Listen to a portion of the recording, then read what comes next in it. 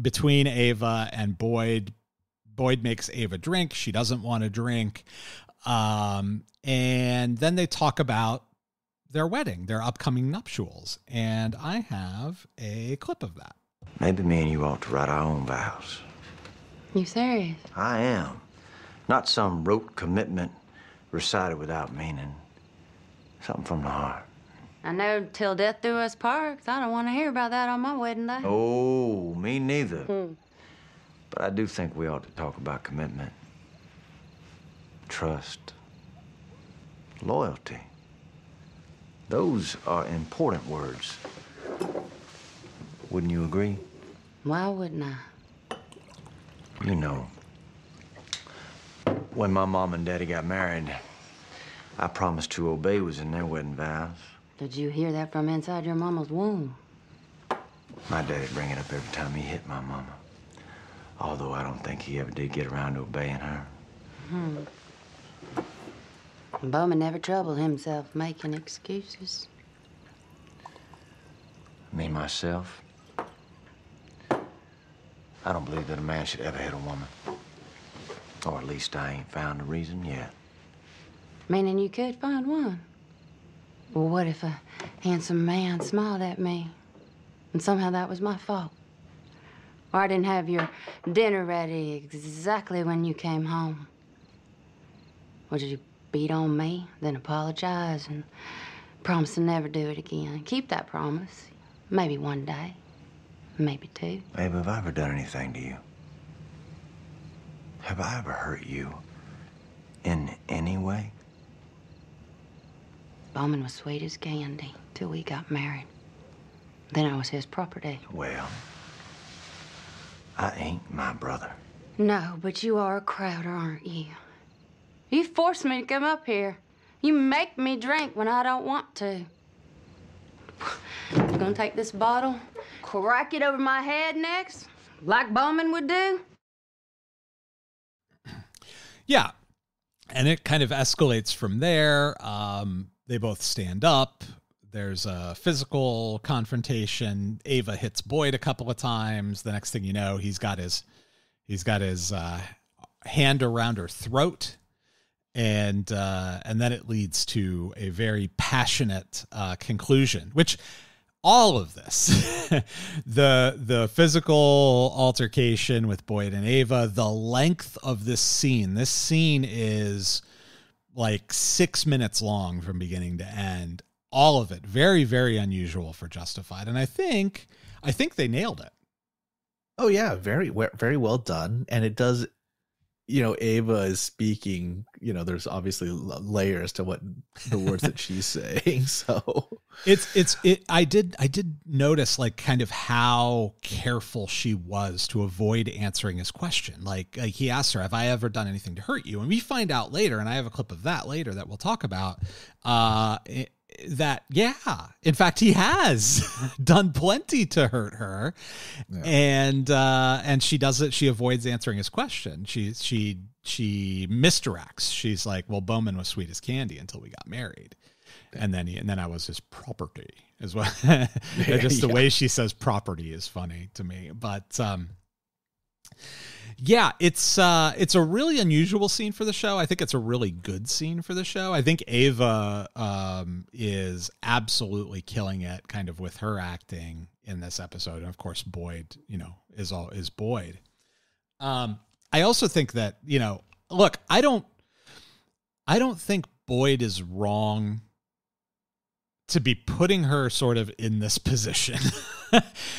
Based on what he knows? Based on not just based on what he knows, but even if he didn't know what he knows, like Ava's been so hot and cold on him and so kind of back and forth on what she wants to do or what she doesn't want to do and how she wants to do it and whether she's in or out or otherwise, that, of course he's suspicious of her. He's going to be suspicious of her. And I think he's right to kind of ask like, hey, what the hell's going on with you?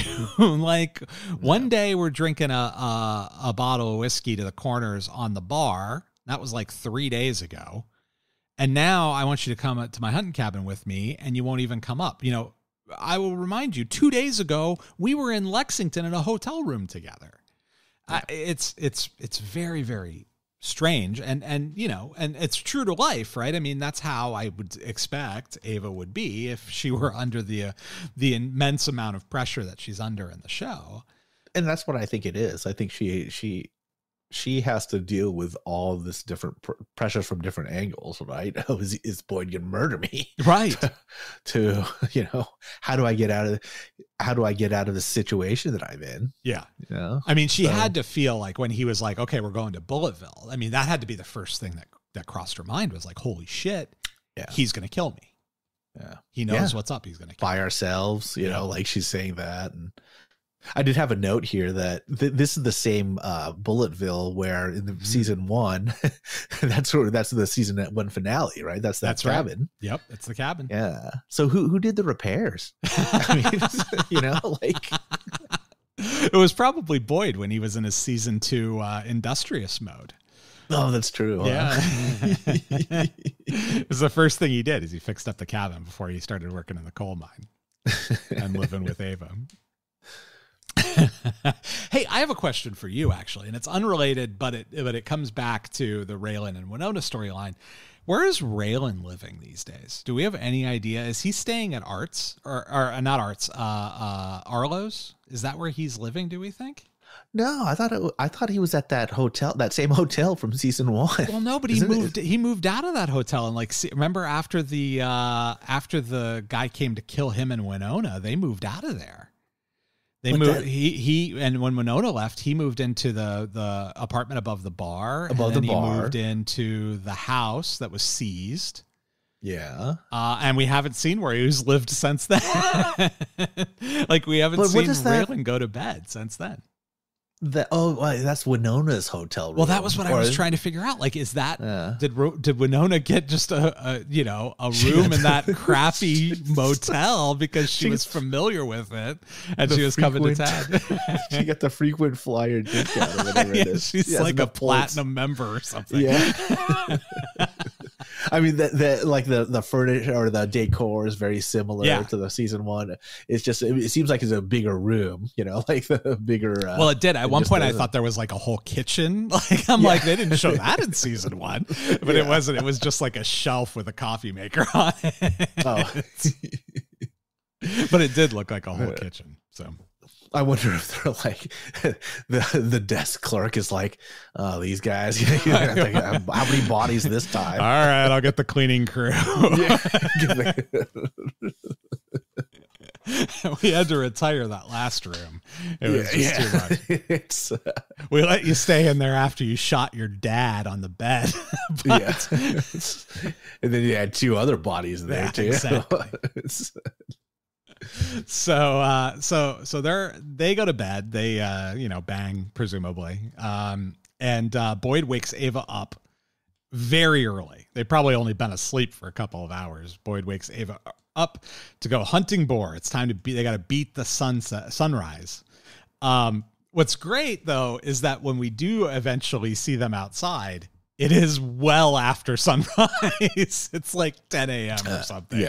Like the sun's getting to be high in the sky, and they're out there looking for boar, and they're not even really, I mean, Boyd's dressed in his typical garb, right? He's not wearing like hunting clothes or anything. He's got his tight black pants and his vest, the whole Boyd Crowder costume on.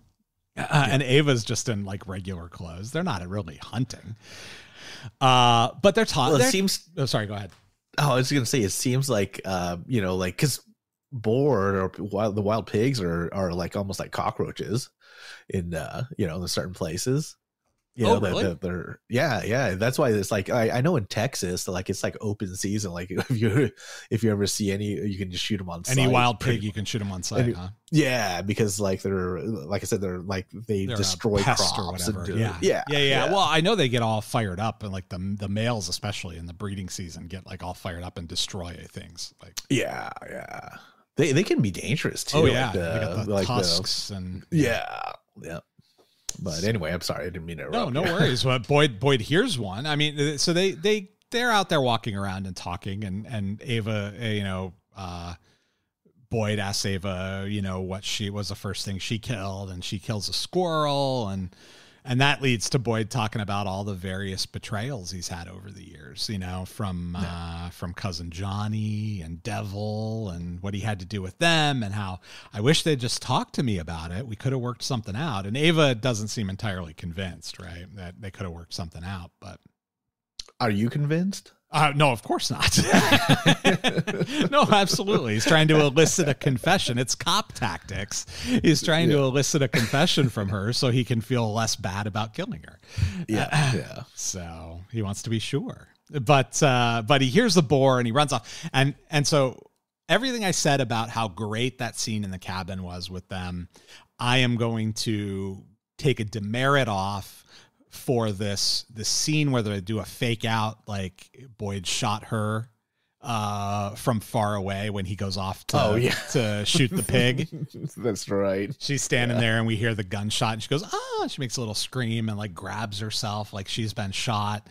And no, it's Boyd shooting a pig, and he brings it back and cooks it up for him, and they have a nice pork breakfast, nice bacon breakfast there out in the wild. And Boyd's got blood up to his elbows. Like, it's absolutely wild that he butchered that hog out there in the wild, cooked it and hung it and cooked it. And ate it. That's cool. It's cool. I mean, assuming all the well, I'm just saying it's assuming that, you know, he had all that equipment in the truck or whatever it was they used to get up there. Oh yeah, to hang it up and to skin it and everything else. Yeah. You wouldn't think if it was a pretense just to go up there to kill her, he wouldn't have brought all that stuff along with him. You would think. So. But so they sit down by the fire and they have a conversation on the state of things. And during this conversation, Ava admits that she's a CI for Raylan. And I have a clip of that now. I've edited out a bunch of the silence of this clip. This clip originally was like over 3.5 minutes long. I took out a bunch of the spaces. So some of the dialogue comes right on top of each other, but the idea here is you can kind of remember where there were spaces, and there's some serious acting going on here in the spaces between the words that I cut out because you can't see it anyway. So here's the clip. Why'd you bring me up here, Boyd? Just to spend a lovely 24 hours with my lady. Bullshit. You've been dancing around something since we got here. So why don't you just come out and say whatever it is you gotta say? You want to get that? Is that your salon calling again? You've been lying to me, Ava. I know you ran. I know you went to see Limehouse. I know someone helped you escape Errol. And it wasn't just that constable. And not 24 hours later, I come home to find Raylan Gibbons sitting in your goddamn kitchen. So how about you come out, say what it is you got to say? I'm a snitch. What? I'm a CI for Raylan. I sold you out, Boyd. You gonna kill me? That it? You gonna kill me now? You left me in prison. You did nothing for me. You were gonna cut a deal with the Crows. You could have asked for anything. You wanted a clean slate for yourself. You didn't even ask about me. I was gonna die in prison, Boyd. Those girls were gunning for me. Should I be expected to fight every single day for the rest of my life? Don't you tell me you wouldn't have done the same exact goddamn thing. Are you sleeping with Raylan Gibbons? What? Are you sleeping with Raylan? You're gonna ask me that? As if you are. Take it. Take it. Take it! Put a bullet in my head right now. Do it. No, I didn't. Do it! I didn't do anything with Raylan. It's you. It's always been you. So, all right, there's a few things going on here, and I want to make sure I talk about all of them. So one of the things that I want to talk about first is that in the scene, you see the bruising on Ava's neck